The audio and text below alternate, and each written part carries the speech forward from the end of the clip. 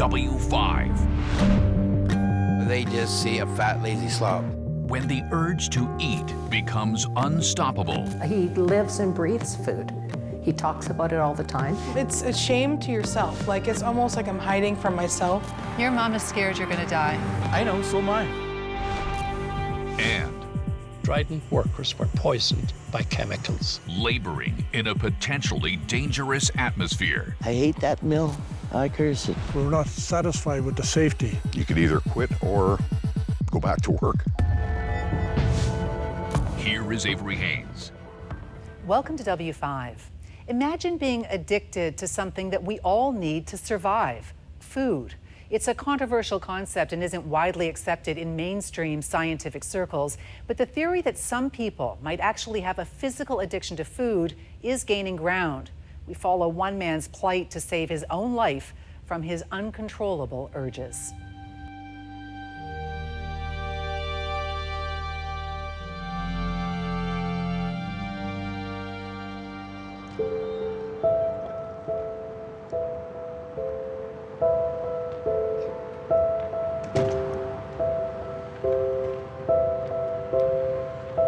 "46-year-old Matthew Mahan struggles to walk one short lap of the parking lot. And he knows what you're probably thinking. They just see a fat, lazy slob. You know, lose weight. Earthquake, aisle 3. It's sad how people can react.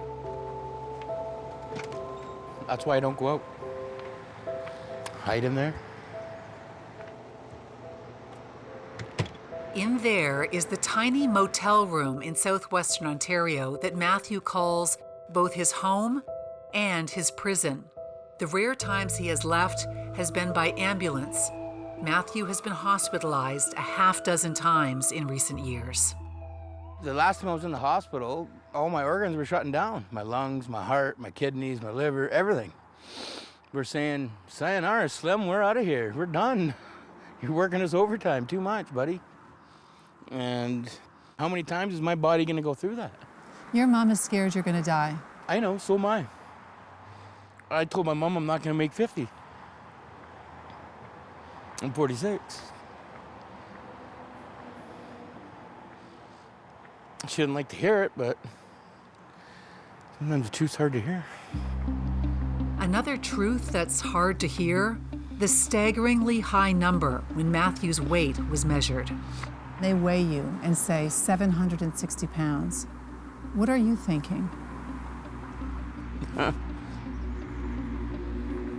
Did I want to die?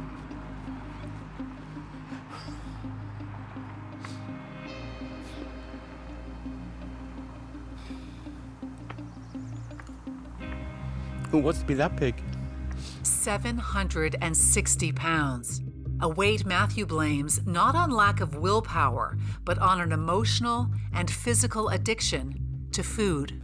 You describe yourself as a food addict. Some people might say to you, quit eating so much and you'll lose weight. It's same with an alcoholic. They say, well, just quit drinking. Not as easy. Same with a drug addict. Just put down the drugs. Easier said than done.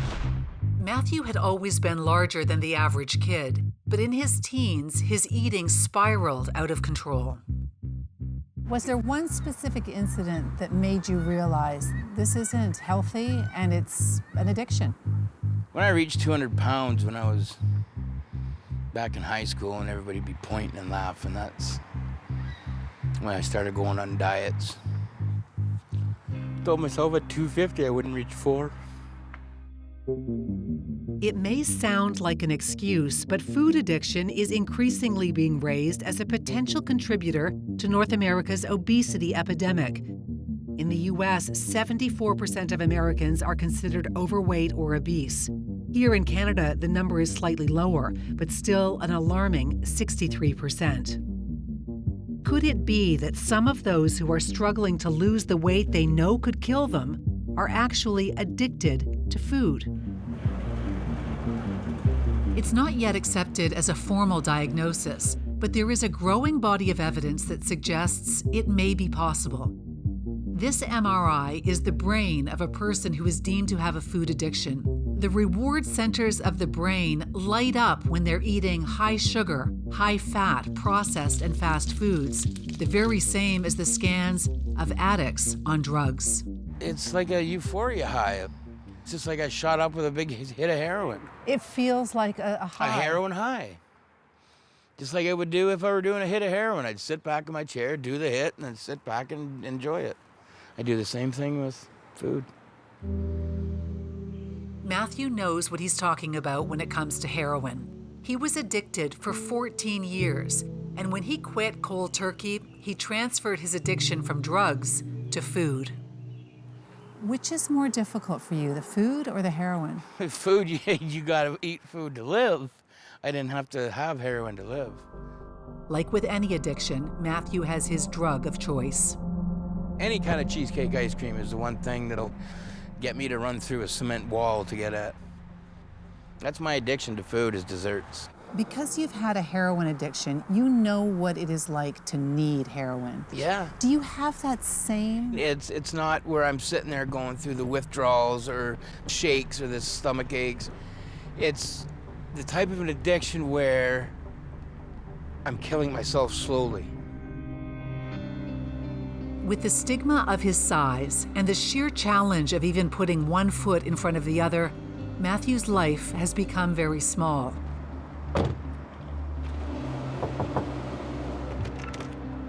Howdy. Howdy, how are you? Good.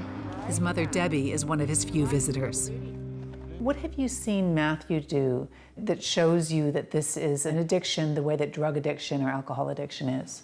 Oh, it's a very real thing, food addiction, because he can get all worked up just by watching all the fast food commercials. He lives and breathes food. He talks about it all the time. Debbie does Matthew's groceries for him, all healthy food, she says. But Matthew uses well-meaning relatives and food delivery services to get his fix. I went one time to help him change his bed, the bedding in his bed, and I accidentally opened the closet in the bedroom, and his top shelf was full of empty pizza boxes. And when Matthew runs out of money, I'll send $40, and then he forgets what he's told me, because if you make stuff up, you don't remember what's right and what you haven't said. So he sort of tricks you into sending him money to buy food? Yeah, absolutely. Yeah, same as a drug addict would to get drugs. just like anyone who loves someone with a dangerous addiction, Debbie fears Matthew's compulsions will kill him. I'm afraid he's not going to be around if he doesn't get help soon. It's the same as a mother worries about a junkie going down the street, you know? Like, they're gonna get that last dose and it'll be the last one, and he's gonna go for a walk and then his heart's gonna stop. His heart just can't keep pumping. Food is very good at engaging these reward systems. Dr. Ashley Gearhart is a world leader in the study of food addiction. Associate Professor of Psychology at the University of Michigan, she's been studying people just like Matthew and believes a surprisingly large percentage of people in North America are not only emotionally, but physically addicted to chemically altered, easily digested foods like fast food burgers and chips.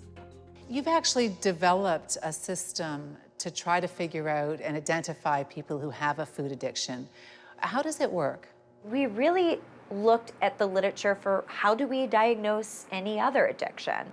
And so we wanted to apply those behavioral markers of addiction to the consumption of these highly rewarding processed foods. Things like a loss of control over consumption. You can't stop even though you really want to. You can't just stop even though you're having really significant negative health consequences.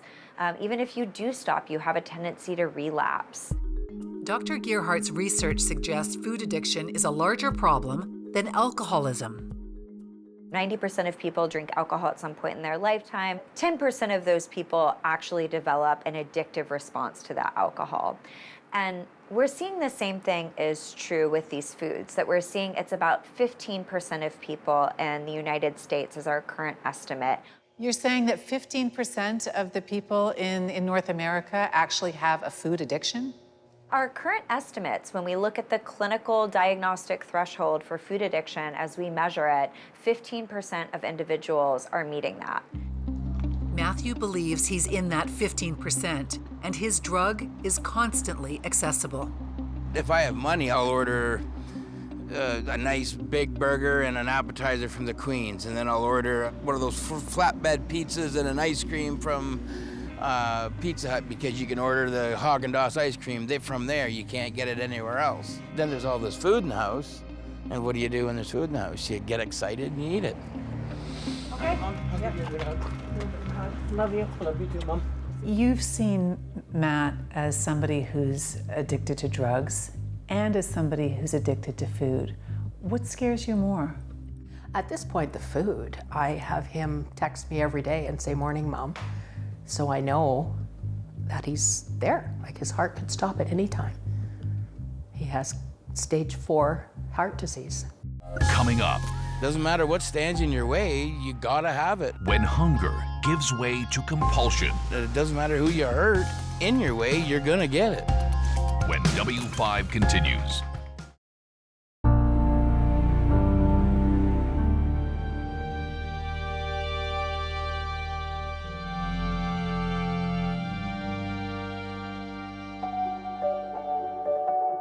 Matthew Mahon's childhood photos don't paint an obvious picture of the man he has become. But looking back, Matthew remembers early signs that his relationship with food was unusual. I was sneaking food when I was 4 or 5 years old in my room. First thing out of my mouth when I got home from school was what's for dessert. When you were a kid and you were sneaking food and hiding food, what was it giving you, that food? It wasn't just because you were hungry. I don't know, I can't explain what drove me to do it. It was just something in my head. It was just same with the drugs. It was just, I had to have it. It's that mentality of addiction. Doesn't matter what stands in your way, you gotta have it. And it doesn't matter who you hurt, in your way, you're gonna get it. I've struggled with addiction from 8 years old. People just like Matthew are being studied here at a groundbreaking lab at the University of Michigan. It's designed to mimic a fast food restaurant, complete with similar sights and smells. It's a one-of-a-kind lab that I designed to really look like a classic fast food restaurant. And actually, if you were sitting here with me, you could smell the French fry smell. It's here where Dr. Ashley Gearhart, a leading expert on the burgeoning science of food addiction, carries out studies to determine why some people seem to have a compulsion to eat certain foods. When I came in and smelled the fries, my stomach started growling. On this day, one of the research participants, Jennifer Conkright, is tested using the Yale Food Addiction Scale. It was developed by Dr. Gearhart and is a series of questions meant to gauge just how someone reacts to different food scenarios. The cravings, that's not a fleeting thought, but it's something that feels really central and always front of mind for you. Yes. Is that something that you experience? It's all, I'm thinking about food right now. It's always in my head. If I don't get it, it's gonna be there until I get it. I mean, it could be weeks, but it's gonna be there. Dr. Gearhart's studies have pinpointed certain foods that can trigger addictive eating in certain people, causing intense cravings and an inability to stop despite potentially serious health consequences. And these are the foods: pizza, chips, chocolate, ice cream, French fries, and cheeseburgers. Now, the one thing that all these foods have in common is they've been stripped of nutrients and are highly processed, a lot like another very addictive substance, cigarettes. With food, there isn't one specific component that you can say, this is the thing that's making you addicted, the way you can with nicotine and smoking. Yeah, you're right. And I actually don't see that as being that different than what we know about cigarettes. We all eat nicotine actually in our foods probably every year. Nicotine is in foods like potatoes and eggplants. But it's not until you take the nicotine and you strip it out and add, thousands of other chemicals to refine it and make it hyper rewarding. And so it's really these complex delivery packages of nicotine that people get addicted to. That's what I'm seeing when it comes to these foods. It's these complex foods that are often industrially created to be really potent delivery mechanisms of highly rewarding ingredients like sugars and fats. So it's the combination of the stripped down processed food component mixed in with all kinds of chemicals that's creating this perfect storm for someone who might have a susceptibility to addiction. That's absolutely right. Jennifer, welcome to our restaurant. Please come on in. Dr. Gearhart observes study participants like Jennifer in the lab, looking for how they react to the food being presented. Everything's heightened.